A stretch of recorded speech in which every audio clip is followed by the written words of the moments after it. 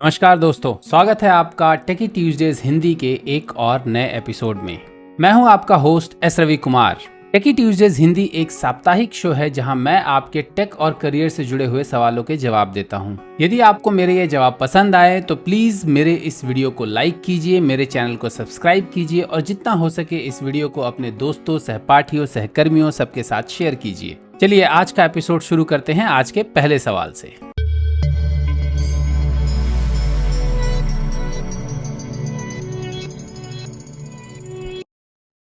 आज का पहला सवाल पवन का है। वो पूछते हैं what are the latest cross platform technologies and tools, यानी कि क्रॉस प्लेटफॉर्म डेवलपमेंट के लिए यूज किए जाने वाले लेटेस्ट टेक्नोलॉजी और टूल्स कौन कौन से हैं। पवन के सवाल का जवाब देने से पहले मैं आपको बता दूं कि क्रॉस प्लेटफॉर्म डेवलपमेंट क्या होता है, क्योंकि मैं इस टर्म को बहुत ज़्यादा यूज़ करने वाला हूं और मैं कई बार अपने वीडियोस में बताता भी रहता हूं। जैसे नया फ्रेमवर्क आ गया, या मैं मावी के बारे में भी एक सेशन दे रहा हूं सी शार्प कॉर्नर कॉन्फ्रेंस में। सो मावी भी एक क्रॉस प्लेटफॉर्म डेवलपमेंट का टूल है। सो क्रॉस प्लेटफॉर्म डेवलपमेंट क्या होता है मैं आपको पहले ये बता देता हूँ। देखिए, प्लेटफॉर्म वर्ड हम यूज करते हैं ज़्यादातर ऑपरेटिंग सिस्टम्स के लिए, चाहे वो मोबाइल डेवलपमेंट हो, चाहे वो वेब डेवलपमेंट हो, चाहे वो डेस्कटॉप डेवलपमेंट हो। तीन ही तरह के आप एप्लीकेशंस मोस्टली बनाते हैं। डेस्कटॉप डेवलपमेंट यानी कि डेस्कटॉप एप्लीकेशंस जो आपके लैपटॉप या आपके डेस्कटॉप कंप्यूटर पर चलते हैं। और डेस्कटॉप के तीन मेन ऑपरेटिंग सिस्टम होते हैं, वो होते हैं आपका मैक, विंडोज और लिनक्स। सो मैक जो है वो आपका मैकबुक वगैरह पे चलता है। विंडोज जो है वो आपके बाकी सारे सिस्टम्स पे चलता है। डिफरेंट कंपनीज जो है विंडोज लाइसेंस्ड आपके ऑपरेटिंग सिस्टम जो है वो इंस्टॉल करके देती है। और लिनक्स जो है वो भी बहुत सारे लोग जो है वो यूज़ करते हैं। लिनक्स जो है वो ओपन सोर्स है और फ्री है टू इंस्टॉल। सो बहुत सारे लोग लिनक्स पर भी डेवलपमेंट करते हैं। सो ये तीन ऑपरेटिंग सिस्टम्स हो गए, इन्हीं को हम प्लेटफॉर्म्स के तौर पर बोलते हैं। इसी तरीके से अगर हम मोबाइल डेवलपमेंट की बात करें तो मोबाइल प्लेटफॉर्म जो पॉपुलर है वो है iOS और एंड्रॉयड। सो iOS जो है वो आईफोन्स में अवेलेबल है और एंड्रॉयड जो है वो आपके बाकी सारे फोन्स में अवेलेबल है, चाहे आपका सैमसंग हो गया, चाहे आपका गूगल के फ़ोन हो गए, चाहे आपके मोटरोला के फ़ोन्स हो गए। तो एंड्रॉयड के आपके बहुत सारे मोबाइल्स मिल जाएंगे। जिस तरह एंड्रॉयड आपका एक तरह से आप ये समझिए कि विंडोज़ का जो आपका मोबाइल का विंडोज़ है कि लाइसेंस बेस्ड है, लेकिन फ़र्क यही है कि विंडोज़ के लिए कंपनीज लाइसेंस पे करती हैं या आपको लाइसेंस पे करना पड़ता है और तब आप विंडोज़ अपने सिस्टम पे इंस्टॉल कर सकते हैं। जबकि गूगल ने एंड्रॉयड को फ्री कर रखा है और ओपन सोर्स है, तो कंपनीज जो है वो खुद से एंड्रॉयड एंड्रॉयड ऑपरेटिंग सिस्टम जो है वो मोबाइल्स पे इंस्टॉल करते हैं। सो अब अगर हम मोबाइल प्लेटफॉर्म्स की बात करें तो मोबाइल के दो मेजर प्लेटफॉर्म हो गए आपके iOS और एंड्रॉयड। उसी तरह वेब सर्वर्स की अगर हम बात करें, वेब एप्लीकेशन डेवलपमेंट में भी आपके दो जो प्लेटफॉर्म्स माने जाते हैं, दो ऑपरेटिंग सिस्टम्स जो हैं वो बहुत ज़्यादा पॉपुलर है। एक है आपका लिनक्स और दूसरा है आपका विंडोज़। बिकॉज विंडोज़ जो है, विंडोज़ सर्वर्स बहुत ज़्यादा पॉपुलर है, बहुत सारे लोग यूज़ करते हैं। बहुत सारी कंपनी जो है वो विंडोज सर्वर्स यूज़ करती हैं टू इंस्टॉल या जो आपके वेबसाइट्स वगैरह को होस्ट करने के लिए जो वेब सर्वर्स यूज़ करते हैं। सो वेब सर्वर्स आपके विंडोज़ में होते हैं या लिनक्स में होते हैं। लिनक्स के बहुत सारे वेब सर्वर्स आज की डेट में पॉपुलर हैं। प्लस अब नया एक टर्म आ गया है कंटेनराइजेशन, जिसमें कि आपके छोटे छोटे कंटेनर्स यूज़ होते हैं। लेकिन ये कंटेनर्स भी जो हैं एक तरह से जो बेस मशीन जो होती है उनकी या तो लिनक्स होती है या विंडोज़ होती है। तो प्राइमरली बहुत सारे जो पॉपुलर जो कंटेनर्स होते हैं वो लिनक्स कंटेनर पॉपुलर यूज़ होते हैं, बट विंडोज़ के भी कंटेनर्स जो विंडोज़ भी as a host machine use करके कंटेनराइज डिप्लॉयमेंट की जाती है वेब सर्विसेज के लिए या वेब एप्लीकेशंस के लिए। तो ये तो बात हो गई प्लेटफॉर्म्स की। अब हम बात करते हैं क्रॉस प्लेटफॉर्म की। सो क्रॉस प्लेटफॉर्म टेक्नोलॉजीज हम उन टेक्नोलॉजीज को कहते हैं जिनको यूज़ करके हम जो एप्लीकेशंस बनाते हैं वो सारे प्लेटफॉर्म्स पर चलते हैं। सारे प्लेटफॉर्म मतलब अगर मैं मोबाइल एप्लीकेशन की बात बनाऊँ तो मोबाइल एप्लीकेशन अगर हम किसी क्रॉस प्लेटफॉर्म टेक्नोलॉजी को यूज़ करके बनाते हैं तो वो मोबाइल एप्लीकेशन जो है वो एंड्रॉयड पर भी चलता है और iOS पर भी चलता है। सो सेम एप्लीकेशन का जो कोड है वो आउटपुट जो देता है वो एंड्रॉयड के लिए भी आउटपुट देता है और iOS के लिए भी आउटपुट देता है। उसी तरह अगर हम डेस्कटॉप एप्लीकेशन की बात करें तो डेस्कटॉप में जब हम जिस प्लेटफॉर्म को जिस टेक्नोलॉजी को यूज़ करते हैं उस टेक्नोलॉजी से जो हम आउटपुट बनाते हैं, जो EXE बनाते हैं, वो आपका मैक पर भी चलता है। और जो हम सेटअप बनाएंगे वो विंडो आपके मैक के लिए भी सेटअप बनाएगा का जो EXE आपका विंडोज़ के लिए बनाएगा या लिनक्स के लिए भी जो उसका एग्जीक्यूटेबल होता है उस तरह का आउटपुट हमें वो टेक्नोलॉजी देता है। इसी तरीके से अगर हम वेब की बात करें, वेब सर्विसेज की या वेबसाइट्स की बात करें, तो क्रॉस प्लेटफॉर्म जो हम टेक्नोलॉजी यूज़ करके जो वेबसाइट्स बनाते हैं उनको हम लिनक्स सर्वर पर भी होस्ट कर सकते हैं और हम उनको विंडोज़ सर्वर पर भी होस्ट कर सकते हैं। तो ये तो हो गई बात क्रॉस प्लेटफॉर्म की कि क्रॉस प्लेटफॉर्म डेवलपमेंट या क्रॉस प्लेटफॉर्म टेक्नोलॉजीज क्या होती हैं और कौन सी होती हैं। अब आते हैं पवन के सवाल पर कि लेटेस्ट क्रॉस प्लेटफॉर्म टेक्नोलॉजीज कौन सी हैं और उनके साथ यूज किए जाने वाले टूल्स कौन कौन से हैं। तो सबसे पहले बात करते हैं मोबाइल डेवलपमेंट की, क्योंकि जब भी हम क्रॉस प्लेटफॉर्म वर्ड यूज करते हैं सबसे ज्यादा इस वर्ड को हम यूज करते हैं मोबाइल डेवलपमेंट के लिए, बिकॉज मोबाइल एप्लीकेशंस जो हैं वो धीरे धीरे बहुत ज़्यादा पॉपुलर हो रहे हैं। लोग जो है मोबाइल, क्योंकि इंटरनेट का एक्सेस जो है मोबाइल पर बहुत ईजिली अवेलेबल है, स्मार्टफोन्स बढ़ रहे हैं, हर तीसरे दिन नया स्मार्टफोन आ रहा है। अब आपकी 5G टेक्नोलॉजी भी लॉन्च हो गई है, सो 5G में और भी ज़्यादा इंटरनेट स्पीड आएगा। सो लोग ज़्यादा से ज़्यादा टाइम जो है वो अपना मोबाइल पर बिता रहे हैं। सो ज़्यादा से ज़्यादा कंपनीज जो हैं वो अपने प्रोडक्ट्स या अपने एप्लीकेशंस जो हैं वो मोबाइल के लिए बनाती हैं। और जैसा कि मैंने कहा, मोबाइल में आपके सबसे ज़्यादा पॉपुलर जो हैं वो एंड्रॉयड और iOS दो प्लेटफॉर्म्स हैं या दो ऑपरेटिंग सिस्टम्स हैं। तो अगर हम cross platform mobile development framework की बात करें तो ऑफ कोर्स सबसे पहले जो मैं नाम लूंगा जिस फ्रेमवर्क का वो है मावी। मावी का फुल फॉर्म है multi application user interface framework. Mavi Microsoft द्वारा लॉन्च किया गया cross platform application development framework है, यानी कि आप मावी में जो एप्लीकेशन बनाएंगे उससे आप एंड्रॉयड और iOS दोनों का सेटअप बना सकते हैं और उनको दोनों ऑपरेटिंग सिस्टम पर, यानी एंड्रॉयड और iOS दोनों ऑपरेटिंग सिस्टम पर उस बने हुए एप्लीकेशन को चला सकते हैं। मावी यूज करके ना सिर्फ आप मोबाइल एप्लीकेशन बना सकते हैं क्रॉस प्लेटफॉर्म, साथ ही आप क्रॉस प्लेटफॉर्म डेस्कटॉप एप्लीकेशन भी बना सकते हैं। सो मावी जो है वो क्रॉस प्लेटफॉर्म मोबाइल और डेस्कटॉप एप्लीकेशन दोनों सपोर्ट करता है। मोबाइल में वो iOS और एंड्रॉयड सपोर्ट करता है और डेस्कटॉप में वो मैक और विंडोज दोनों सपोर्ट करता है। लिनक्स का सपोर्ट जो है वो कम्युनिटी सपोर्ट है, माइक्रोसॉफ्ट उसको सपोर्ट नहीं करता, लेकिन आप क्रॉस प्लेटफॉर्म मैक और आपका विंडोज एप्लीकेशन, डेस्कटॉप एप्लीकेशन जो है वो मावी यूज करके बना सकते हैं। साथ ही साथ आप क्रॉस प्लेटफॉर्म मोबाइल एप्लीकेशंस भी बना सकते हैं। मावी के साथ जो टूल यूज होता है वो होता है visual studio. So visual studio 2022 जो है वो सबसे ज्यादा पॉपुलर टूल है, या मैं ये कहूं कि माइक्रोसॉफ्ट द्वारा सजेस्टेड टूल है फॉर डूइंग मावी डेवलपमेंट। अगर आप मावी डेवलपमेंट करना चाहते हैं या मोबाइल ऐप बनाना चाहते हैं मावी यूज करके, तो आप जो है वो विजुअल स्टूडियो यूज कर सकते हैं। हालांकि विजुअल स्टूडियो के अलावा जेटब्रेन्स का राइडर जो है वो भी मावी सपोर्ट करता है, लेकिन माइक्रोसॉफ्ट जो सजेस्ट करेगा, ऑफ कोर्स हमेशा अपने डॉक्यूमेंटेशन में, अपने वीडियोस में माइक्रोसॉफ्ट जो है वो विजुअल स्टूडियो ही बताएगा।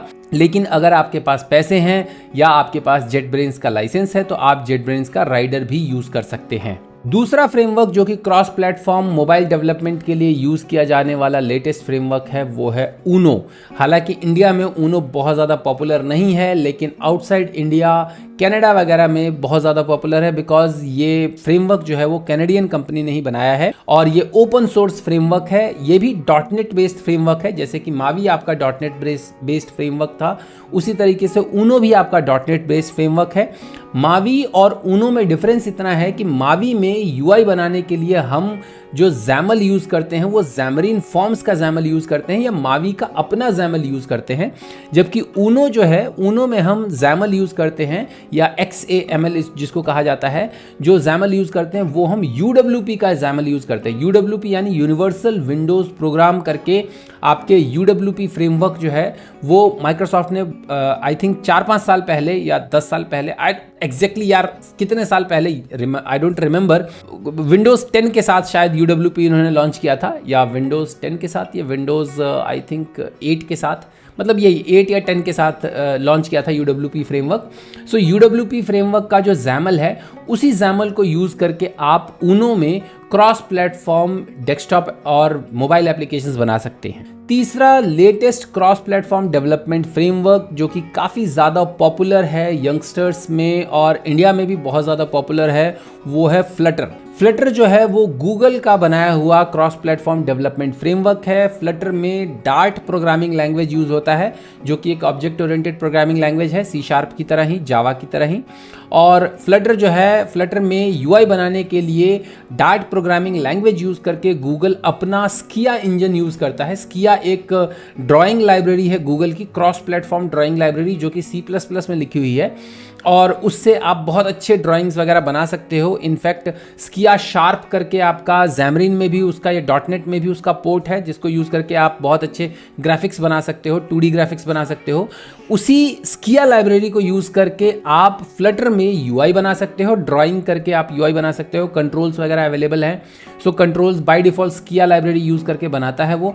और फ्लटर जो है वो बहुत ज़्यादा पॉपुलर हो रहा है for doing cross platform mobile development. So mobile development के लिए फ्लटर बहुत ज़्यादा पॉपुलर है, आपका iOS और एंड्रॉयड दोनों एप्लीकेशंस बनाने के लिए। फ्लटर यूज़ करने के लिए आपको जिन टूल्स की ज़रूरत होती है वो होता है प्राइमरी, आप विजुअल स्टूडियो कोड यूज़ करके भी आप फ्लटर यूज़ कर सकते हो, साथ ही साथ आप एंड्रॉयड स्टूडियो यूज़ करके भी आप फ्लटर डेवलपमेंट कर सकते हो।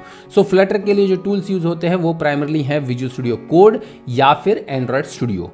चौथा, क्रॉस प्लेटफॉर्म मोबाइल डेवलपमेंट का पॉपुलर फ्रेमवर्क जो है वो है रिएक्ट नेटिव। रिएक्ट नेटिव को मैं लेटेस्ट नहीं कहूँगा, रिएक्ट नेटिव को काफ़ी टाइम हो गया है, ऑलमोस्ट आई थिंक 5-6 साल हो चुके हैं, 6-7 साल हो चुके हैं रादर। आई थिंक 2014-13 के आसपास आया था, एग्जैक्ट डेट आप रिएक्ट नेटिव के बारे में सर्च करके देख सकते हो। रिएक्ट नेटिव जो है वो फेसबुक द्वारा बनाया गया है। React framework he I think Facebook ने बनाया था और फेसबुक का ही बनाया हुआ रिएक्ट नेटिव भी है। रिएक्ट नेटिव यूज़ करके आप क्रॉस प्लेटफॉर्म मोबाइल एप्लीकेशंस बना सकते हो, प्राइमरली जावा स्क्रिप्ट यूज़ करके। सो जावा स्क्रिप्ट इसमें यूज़ होता है रिएक्ट नेटिव में, क्योंकि जैसे मैंने कहा कि ये रिएक्ट का ही पार्ट है, नेटिव डेवलपमेंट के लिए यूज़ किया जाने वाला रिएक्ट JS का पार्ट है। सो रिएक्ट नेटिव यूज़ करके आप cross platform applications mobile applications बना सकते हो। और इसके लिए जो आप टूल्स यूज़ करोगे, प्राइमरली जिन टूल्स के बारे में मुझे पता है वो है visual studio code. So visual studio code जो है वो बहुत ज़्यादा पॉपुलरली यूज़ किया जाता है रिएक्ट नेटिव डेवलपमेंट के लिए। यही रीज़न है कि विजुअल स्टूडियो कोड जो है आज की डेट में नंबर 1 आपका जिसे कहें क्रॉस प्लेटफॉर्म डेवलपमेंट टूल है, because visual studio code free है और आपका क्रॉस प्लेटफॉर्म है, लिनक्स पर भी अवेलेबल है, विंडोज़ पर भी अवेलेबल है और मैक पर भी अवेलेबल है। सो विजुअल स्टूडियो कोड जो है वो आपका काफ़ी सारे लैंग्वेजेस को सपोर्ट करता है या काफ़ी सारे टेक्नोलॉजीज़ को सपोर्ट करता है और रिएक्ट नेटिव के साथ भी विजुअल स्टूडियो कोड ही यूज़ होता है। मोबाइल डेवलपमेंट के बाद हम आते हैं डेस्कटॉप डेवलपमेंट पे। सो अगर आप क्रॉस प्लेटफॉर्म डेस्कटॉप डेवलपमेंट करना चाहते हैं तो उसके लिए जो टेक्नोलॉजीज़ यूज़ करते हैं वो कौन कौन से हैं वो मैं आपको बताता हूँ। सबसे पहली जो टेक्नोलॉजीज़ है जिनके बारे में मैं ऑलरेडी आपको बता चुका हूँ वो है मावी और ऊनो। सो मावी यूज़ करके आप क्रॉस प्लेटफॉर्म डेस्कटॉप एप्लीकेशंस भी बना सकते हैं, जैसा कि मैंने पहले ही आपको बताया। उसी तरह ऊनो यूज़ करके भी आप क्रॉस प्लेटफॉर्म डेस्कटॉप एप्लीकेशन बना सकते हैं। हालांकि ऊनो यूज़ करके आप किस तरह के क्रॉस प्लेटफॉर्म डेस्कटॉप एप्लीकेशन बना सकते हैं उसके बारे में मुझे बहुत ज़्यादा आइडिया नहीं है। इतना पता है कि ऊनो यूज़ करके आप विंडोज़ डेस्कटॉप एप्लीकेशन तो बना ही सकते हैं क्योंकि UWP पे बेस्ड है ऊनो, लेकिन आई थिंक साथ साथ ऊनो जो है वो लिनक्स को भी सपोर्ट करता है और शायद मैक को भी सपोर्ट करता है, बट बहुत ज़्यादा इसके बारे में क्लैरिटी नहीं है। डॉक्यूमेंटेशन आप ऊनो का पढ़ करके देख सकते हैं। और ऑफ कोर्स जैसा मैंने बताया कि टूल्स जो यूज़ होंगे वो वही यूज़ होंगे जो कि मावी के लिए यूज़ होते हैं ऊनो में भी, that is visual studio. So visual studio use करके आप ऊनो डेवलपमेंट कर सकते हैं और मावी डेवलपमेंट भी कर सकते हैं। दूसरा फ्रेमवर्क जो है जो कि लेटेस्ट है cross platform desktop application develop करने के लिए वो है एवलोनिया। सो एवलोनिया जो है वो आपका .NET बेस्ड फ्रेमवर्क है ऑफ कोर्स, लेकिन इसमें जो आपका UI जो डिज़ाइनिंग के लिए टेक्नोलॉजी यूज़ होती है वो है, या फ्रेमवर्क जो यूज़ होता है, that is your WPF। So WPF जो है, WPF UI फ्रेमवर्क था जो कि माइक्रोसॉफ्ट ने .NET के साथ लॉन्च किया था। आई थिंक .NET 3.5 के साथ लॉन्च किया था WPF जो है उसको।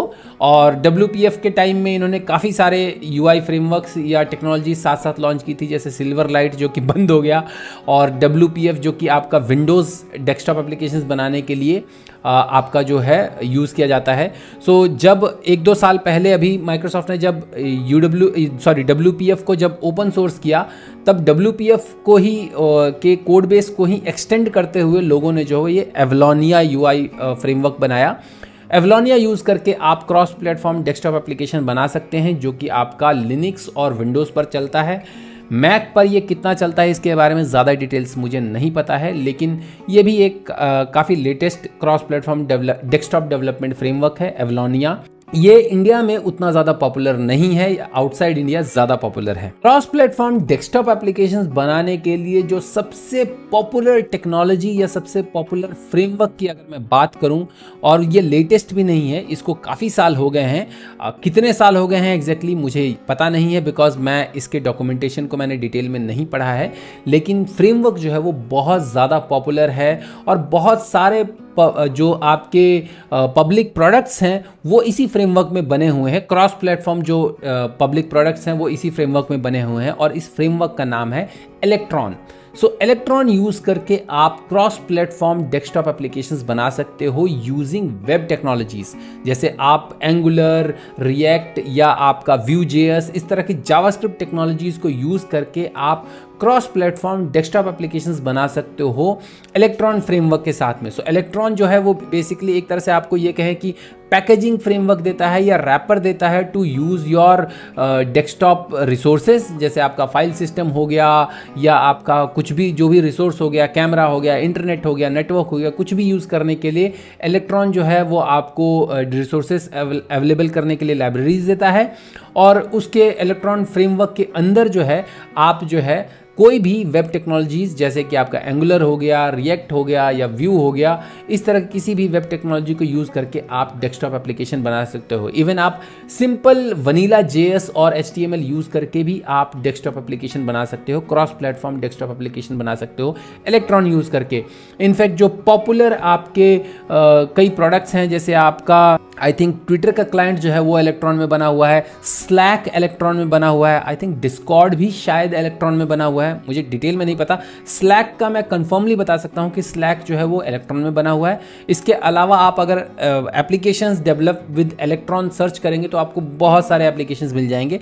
I think visual studio code भी शायद इलेक्ट्रॉन में ही बना हुआ है। सो इलेक्ट्रॉन जो है मैं लेटेस्ट नहीं कहूँगा, लेकिन ये कहूँगा कि सबसे ज़्यादा पॉपुलर फ्रेमवर्क है क्रॉस प्लेटफॉर्म डेस्कटॉप एप्लीकेशंस बनाने के लिए यूजिंग वेब टेक्नोलॉजीज। अब बात करते हैं क्रॉस प्लेटफॉर्म वेब टेक्नोलॉजीज की। सो वेब टेक्नोलॉजीज यानी वेब एप्लीकेशन डेवलपमेंट या वेबसाइट डेवलपमेंट यूज करने के लिए जो टेक्नोलॉजीज यूज होंगी वो आपकी हो गई वेब टेक्नोलॉजीज, और उसमें सबसे पॉपुलर जो है वो है आपका ASP.NET, PHP, JSP यानी जावा सर्वर पेजेस।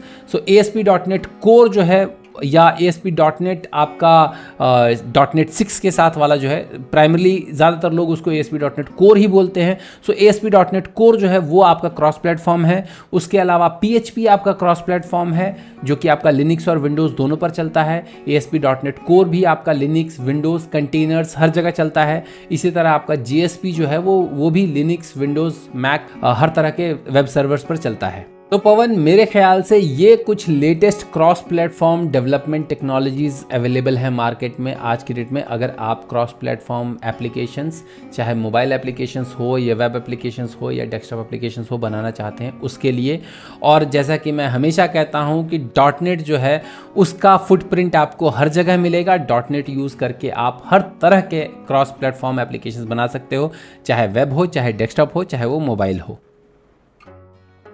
अगला सवाल मलव का है। वो पूछते हैं what is the use of Reddit for coder, यानी कि रेडिट का कोडर्स के लिए क्या इस्तेमाल है। मलव के सवाल का जवाब देने से पहले मैं आपको बता दूं कि रेडिट है क्या। सो रेडिट, जिसको कि हम स्पेल करते हैं REDDIT, रेडिट जिसको बोला जाता है, आई एम नॉट श्योर कि मैं इसको करेक्टली प्रोनाउंस कर पा रहा हूँ कि नहीं, लेकिन ये इसका वेबसाइट जो है वो है reddit.com।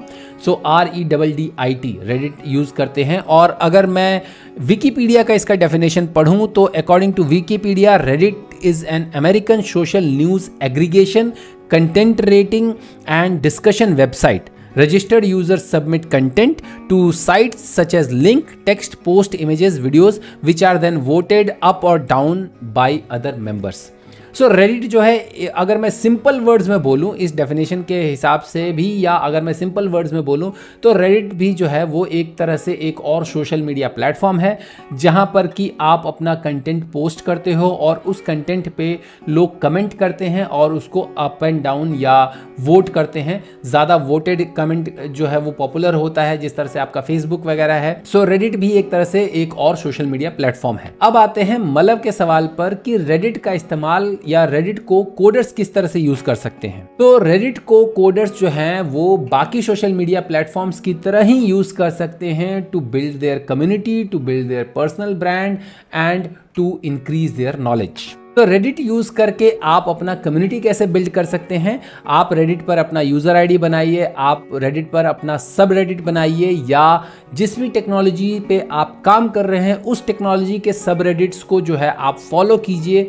वहाँ पर जो सवाल वगैरह आते हैं उन सवालों को पढ़िए, उनके जवाब दीजिए। इस तरीके से आप कम्युनिटी बिल्ड करेंगे रेडिट के ऊपर और आप कनेक्ट कर पाएंगे दूसरे कोडर से जो कि आप ही के टेक्नोलॉजी के हैं। सो इस तरह से आप एक अपना कम्युनिटी बिल्ड कर सकते हैं या कम्युनिटी का पार्ट बन सकते हैं। रेडिट को यूज करके आप अपना पर्सनल ब्रांड भी बना सकते हैं। जब आप दूसरों के सवालों का जवाब देते हैं या आप अपने आर्टिकल्स को रेडिट पे पोस्ट करते हैं, चाहे वो वीडियो आर्टिकल हो चाहे वो टेक्स्ट आर्टिकल हो, जब आप इन सब आर्टिकल्स को पोस्ट करते हैं या अपने ओपन सोर्स कोड को पोस्ट करते हैं, तो इस तरह से अपने आप को प्रमोट करके आप अपना पर्सनल ब्रांड भी रेडिट पर बना सकते हैं। साथ ही आप रेडिट को नॉलेज गेनिंग के लिए भी यूज कर सकते हैं। कैसे? आप जिस भी टेक्नोलॉजी पे काम करते हैं उस टेक्नोलॉजी के टॉपिक्स को फॉलो कीजिए, उसके ऊपर लोगों ने जो सवाल दिए हैं उन सवालों से भी आप सीख सकते हैं कि अगर आपको कभी वही प्रॉब्लम आए तो आप उस प्रॉब्लम का सॉल्यूशन जो है वहाँ पर दिए हुए सॉल्यूशंस को फॉलो करके कर सकते हैं। सो रेडिट को आप जो है वो नॉलेज गेन करने के लिए भी यूज़ कर सकते हैं। सो जैसा मैंने पहले भी कहा कि कोडर्स जो हैं वो रेडिट को बाकी सोशल मीडिया प्लेटफॉर्म्स की तरह ही यूज़ कर सकते हैं to build their own community, to build their personal brand and to gain more knowledge. अगला सवाल अनुषा का है। वो पूछती हैं What is the future of .NET framework and WPF? यानी कि .NET framework और WPF का क्या फ्यूचर है, क्या भविष्य है। अनुषा, WPF के बारे में पहले ही एक वीडियो बना चुका हूं और एक टेकी ट्यूजडे के एपिसोड में ही बता चुका हूं कि WPF जो है वो कंपनीज फ्यूचर डेवलपमेंट के लिए यूज नहीं कर रही या नए प्रोडक्ट्स बनाने के लिए यूज नहीं कर रही। सो WPF अगर आप सीख लेती हैं या आपने सीखा है तो आपको जो है वो जो काम मिलेगा वो ज्यादातर मेंटेनेंस प्रोजेक्ट का काम मिलेगा, आपको नया डेवलपमेंट का काम नहीं मिलेगा। हालांकि WPF सीखते हुए जो चीज़ें आपने सीखी हैं वो चीज़ें आप दूसरी टेक्नोलॉजीज़ के लिए भी या दूसरे फ्रेमवर्क्स के लिए भी यूज़ कर सकते हैं। जैसे अगर मैं बात करूँ UI डिज़ाइनिंग की तो WPF के लिए आपको XAML सीखने की ज़रूरत है। सो XAML जो है या XAML जो है वो आपका मावी में भी यूज़ होता है, वो आपका ऊनो में भी यूज़ होता है और वो आपका UWP में भी यूज़ होता है। सो XAML अगर आपको आता है अच्छे से तो आप मावी डेवलपमेंट में भी जा सकते हैं। इसी तरीके से WPF में जो है वो MVVM आपका डेवलपमेंट या MVVM डिज़ाइन पैटर्न या MVVM फ्रेमवर्क जो है वो यूज़ होता है। इसको भी जो है आप मावी में या ऊनो में आप यूज़ कर सकते हैं। सो WPF अगर आपने सीख लिया है तो आपके लिए मावी में या ऊनो में मूव करना जो है वो काफ़ी ईजी रहेगा। लेकिन अगर आप ये सोचें कि WPF सीख करके आपको नए प्रोजेक्ट में काम करने को मिलेगा तो वो पॉसिबल नहीं है। ज़्यादातर कंपनीज जो हैं वो WPF जो है वो उसको छोड़ रहे हैं और WPF के अपने एप्लीकेशंस को या तो मावी में माइग्रेट करने का प्लान कर रहे हैं या फिर रीडेवलप कर रहे हैं किसी और टेक्नोलॉजी में। तो अगर मैं आपके सवाल का जवाब दूं तो WPF का फ्यूचर जो है वो उतना ज़्यादा प्रॉमिसिंग नहीं है।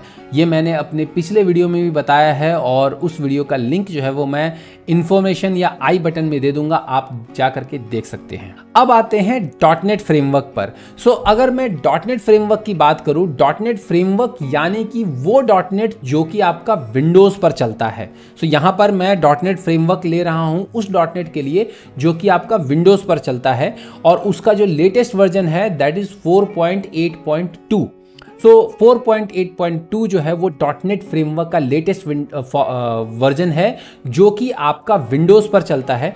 और इसका भी अगर मैं बात करूं तो इसको भी यूज़ करके जो है वो ज़्यादातर कंपनीज आज की डेट में नए एप्लीकेशन जो हैं वो नहीं बना रही। उसका रीज़न ऑफ कोर्स यही है क्योंकि ये विंडोज़ पर सिर्फ चलता है, और विंडोज़ पर होस्टिंग की बात करें या विंडोज़ के एप्लीकेशंस को फर्दर अगर मेंटेनेंस की बात करें तो वो थोड़ा सा कॉस्टली पड़ता है। जबकि ये चीज़ है कि माइक्रोसॉफ्ट जो है वो डॉटनेट फ्रेमवर्क का सपोर्ट उसने बोला है कि वो अगले 10 साल तक देगा। 10 साल में से आई थिंक 3-4 साल तो बीत गए हैं। जब डॉटनेट 5 लॉन्च किया था या डॉटनेट 5 को जब उन्होंने अनाउंस किया था तभी उन्होंने बोला था कि हम डॉटनेट फ्रेमवर्क को अगले 10 साल तक सपोर्ट करेंगे। ये आई थिंक 2020 की बात है या आई थिंक 2019 की बात है। सो 2019 से लेकर के आप ये समझ लीजिए कि 2029 तक जो है आपका डॉटनेट फ्रेमवर्क को माइक्रोसॉफ्ट जो है वो सपोर्ट करेगा।